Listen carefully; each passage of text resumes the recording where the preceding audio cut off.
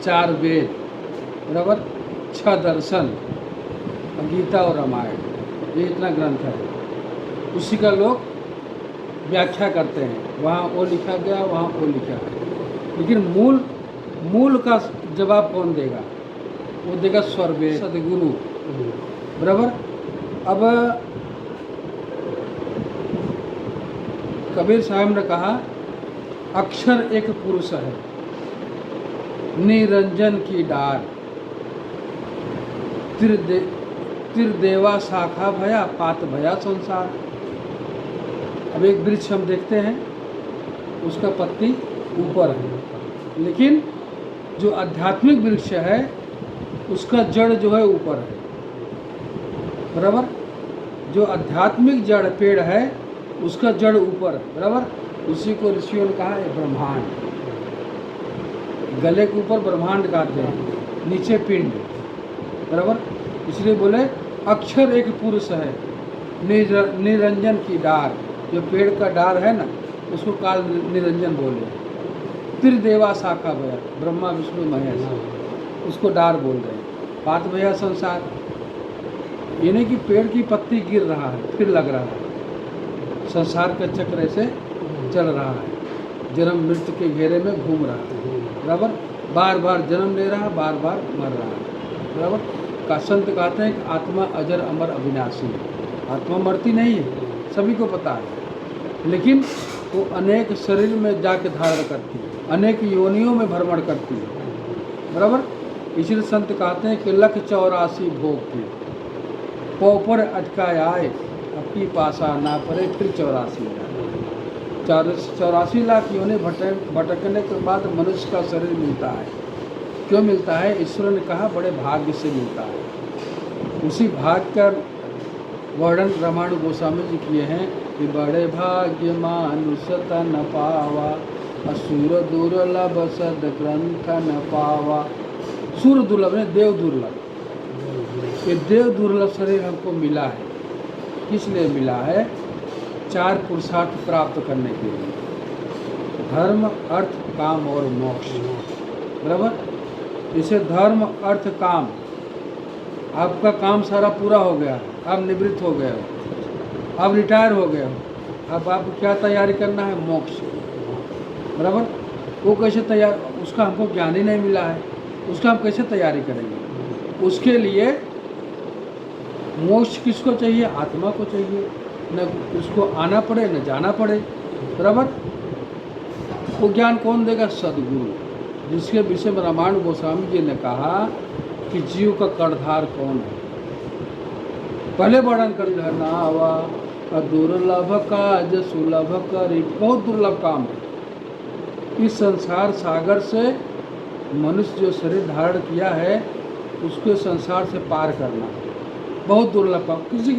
किसी के पास वो शक्ति है ही नहीं इस आत्मा को परमात्मा तक पहुंचा दे। इसीलिए सर्वेद में सदाबंद जी महाराज ने कहा ईश्वर है मिलाऊंगा। आप कहीं बोर्ड वाचे होंगे, लिखा है कि ईश्वर है मिलाऊंगा। आज तक संसार में कोई संत महात्मा ऐसा छाती ठोक कर नहीं कहा कि ईश्वर है मिलाऊंगा। ये सदाबंद जी महाराज ने कहा, क्योंकि वो मिले हुए हैं, बराबर। कि कहाँ से?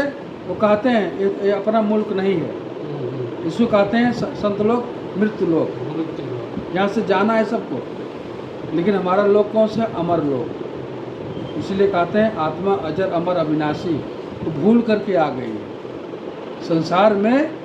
परमात्मा एक समय था, परमात्मा के पास थे, वहाँ से हम भूल से आ गए। हमारे अंदर अज्ञान हुआ, हमारे अंदर प्रकट क्या हुआ? अहम ब्रह्म, कहते हैं अहम ब्रह्मास्मि, मैं ब्रह्म हूँ। आत्मा को ऐसा अज्ञान प्रकट हुआ, वो कहा मैं ब्रह्म, उसको संसार में आ गया। उसका मुख जो है नीचे की तरफ हो गया, धारा उसकी नीचे की हो गई। उसको कहते हैं, संत कहते हैं अर्ध में हो गया। अर्ध का सत्संग पढ़े होंगे ना, हमारी चेतना अर्ध में हो गई। अब ईश्वर तो ऊर्ध्व में है, ऊर्ध्व होगा कैसे? अर्ध में आके ना पूरा संसार देख रहे हैं। इसी को कहा अर्ध को क्या कहा? माया, बराबर। इसी माया में हम भूले हुए, बेटा बेटी घर परिवार नात पुतुआ बाल बच्चे, इसी को हम अपना मान लिए, बराबर। ये अपना है, शाश्वत नहीं है। संसार में जितने संबंध हैं ना, सब एक दिन छूट जाएंगे। बराबर, हमारे माता चला गए, पिताजी चला गए, सब चले गए। संत क्या कहते हैं कि चले गए सो ना मिले।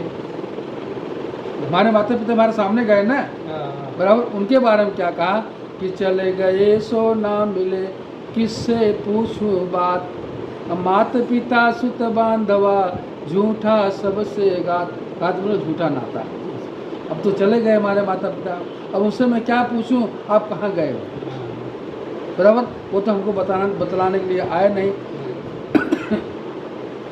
हमारा माता पिता वो जन्म के दाता थे, वो आए और चले गए। लेकिन जो हमारा असली माता पिता है वो सदगुरु, वो अमर लोक से संदेशा लेके आता है कि दूत संदेशी पुरुष का, यानी परमात्मा संदेशा, पुरुष मतलब परमात्मा। सदगुरु देव हमार, इच्छा तन निर्मित भया, सहज स्वरूप सवार। अपनी इच्छा से शरीर को धारण करते हैं। सदगुरु जन्म नहीं लेता, उसका जन्म नहीं होता, अपनी इच्छा से शरीर को धारण करते हैं। इसलिए उनकी ज्ञान धारा कभी नष्ट नहीं होती है, इसलिए उनको सदगुरु कहा। सदगुरु को मिलना कठिन है, सदगुरु मिलना कठिन है। संसार में सब मिल जाएंगे लेकिन सदगुरु नहीं मिलेगा। एक काल में एक ही सदगुरु होता है, लेकिन सब संत महात्मा पर नाम का आगे, बराबर। लेकिन सदगुरु की परिभाषा किसी को नहीं पता है। तो जग जीवन से अलग है, 20 कला जहिमाई, सदगुरु प्रभु के रूप है, शब्द कला गुण जाए।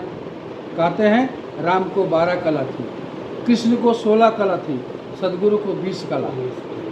तो 20 कला भूषित गुरुदेवा, सचिदानंद भाव तन सेवा। बराबर, कि जहाँ रक्षक आपन नहीं कोई, तहाँ रक्षा सदगुरु से होई। आपन सगा सहद हित चाहे, असमर्थ सहज दया गुरु। अपना सगा कौन है? सदगुरु। बराबर, एक समय हमारा जीव और ब्रह्म से मेल कब होगा? ब्रह्म कौन है? सदगुरु। सदगुरु ब्रह्म स्वरूप है, अनर स्वरूप के माय, अपार सदे जग जीव को कंचन रूप बनाए। सदगुरु ब्रह्म स्वरूप है, उसका ज्ञान रूपी पारस जब इस आत्मा को छू लेता है, वो स्वर्ण के समान हो जाता है। सोने की पहचान किसको? सोनार की, दूसरा कोई नहीं कर सकता। बराबर, इसलिए ज्ञान रूपी पारस सदगुरु जिस आत्मा को दे देता है, अब उस आत्मा की पहचान सदगुरु करेगा, हम नहीं कर सकते आपको। बराबर, क्योंकि उसकी पकड़ आपकी आत्मा से है। उसका ज्ञान रूपी आप पारस आपने ले लिया, स्पर्श कर दिया, आपकी आत्मा स्वर्ण के समान हो गई।